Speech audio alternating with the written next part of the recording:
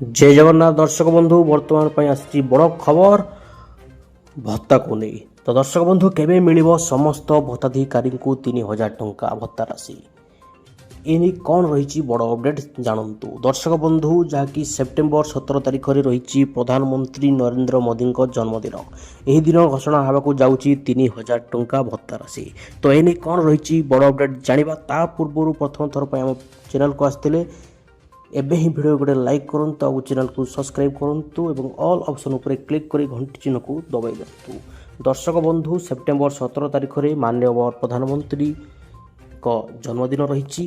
All Odisha भत्ता महासंघ तरफ जहाँ भी खबर आसी दिन राज्य सरकार समस्त भत्ताधिकारी जो मानू 60 वर्ष अधिक और 80 वर्ष कम से 3000 टंका भत्ता राशि देवाकू घोषणा करी पारंती, जहाँकि फ्रेंड्स लाटेस्ट अपडेट रही।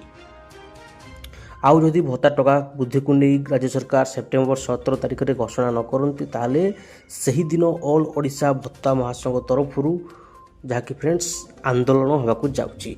आंदोलन हेले सरकार भयभीत हो निश्चित भत्ता टका वृद्धि को नहीं किसी भी स्टेटमेंट दे पारती और घोषणा कर पारती, जहाँकि आशा रही दर्शक बंधु भत्ता टका वृद्धि को नहीं।